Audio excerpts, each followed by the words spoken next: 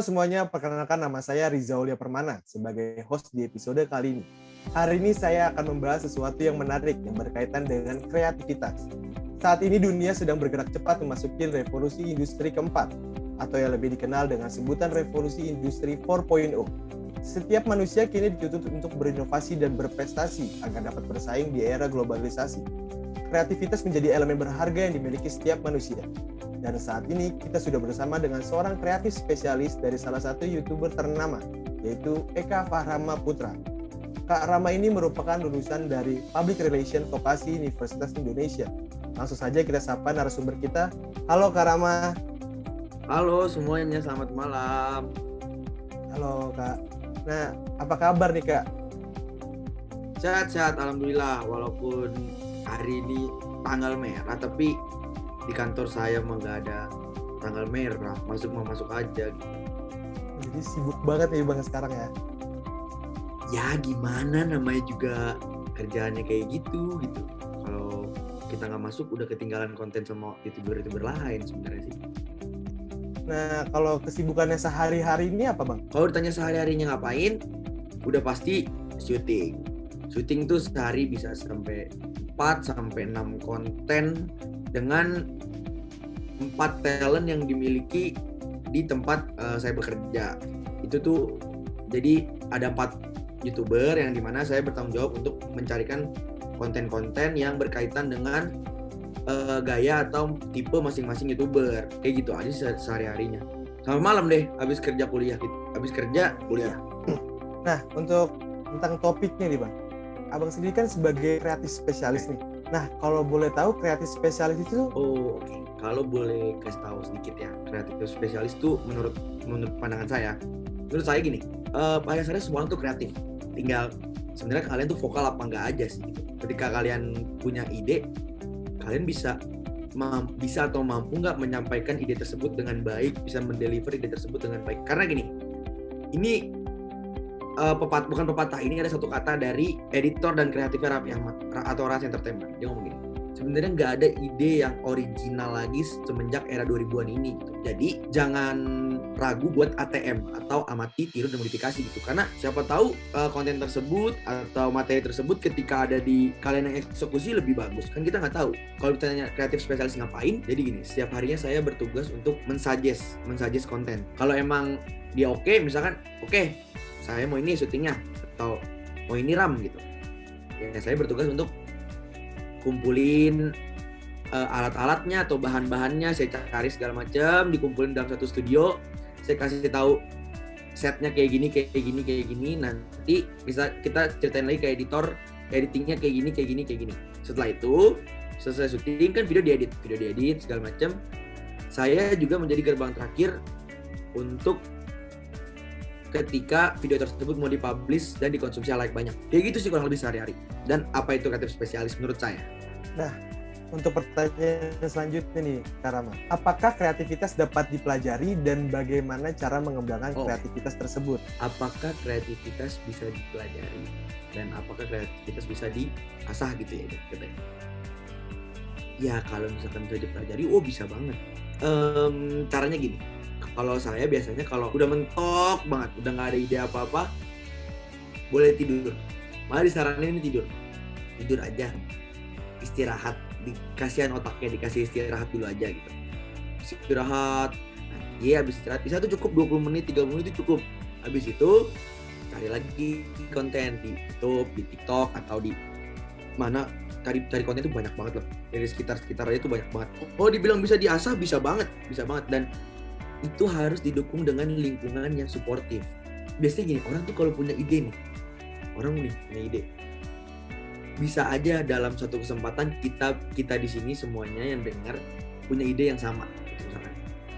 Tapi dari kita semua yang dengar, pasti kan nggak semuanya ngelakuin. Pasti ada satu orang yang udah ngelakuin.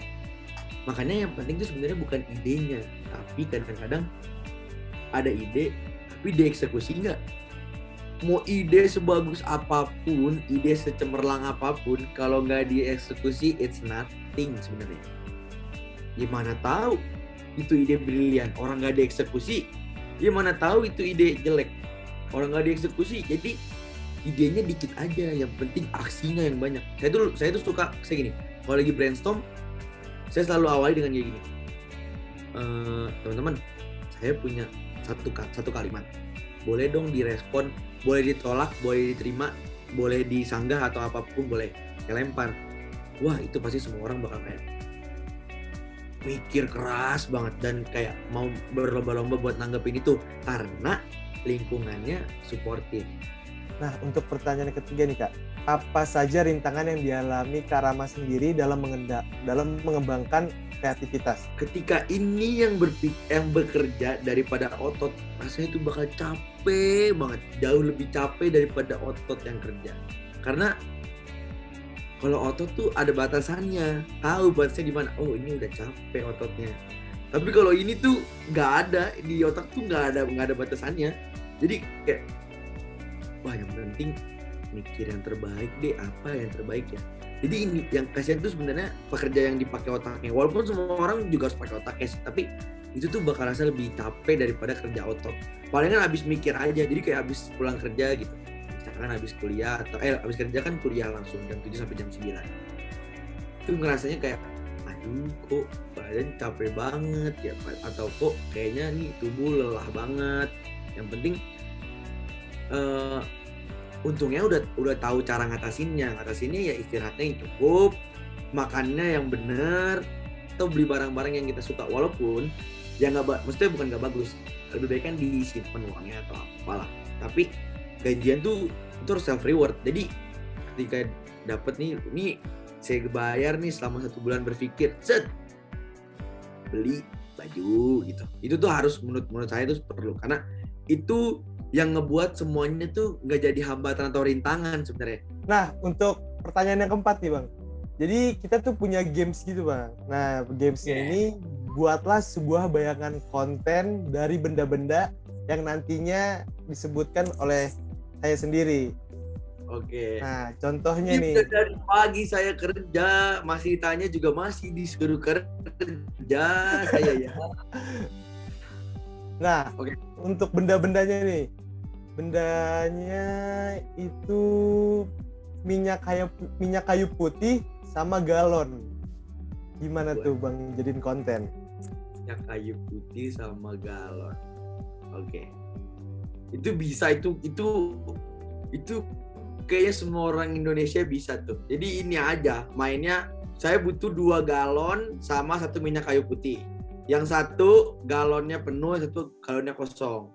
Jadi nanti tugasnya adalah memindahkan air di galon yang 1 menggunakan minyak kayu putih kosong ke galon satunya lagi.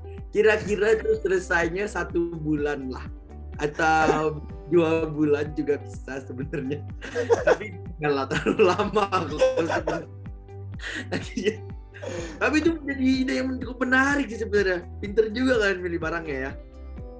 Nah, kita sudah memasuki penghujung acara. Dari apa yang saya tangkap, kreativitas juga membutuhkan lingkungan yang mendukung. Mungkin Kak Rama ada pesan-pesan yang ingin disampaikan kepada penonton? Jangan pernah takut buat coba apapun. Jangan pernah takut dibilang orang tuh apa, karena orang tersebut juga nggak mikirin kita gitu. Dan yang cuma bisa saya sampaikan tuh saat ini ya, apa-apa tuh mulai aja dulu sih. Mulai dulu aja, harus dicobain. Selagi masih muda, selagi masih nggak ada tanggungan apa-apa, banyak salah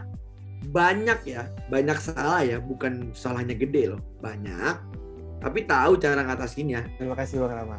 Nah, sangat menarik dan juga bermanfaat kan ilmu dari Bang Rama ini. Semoga dapat bertemu lagi di lain kesempatan. Terima kasih Kak Rama untuk waktu dan kesempatannya. Kurang lebihnya mohon maaf. Terima kasih.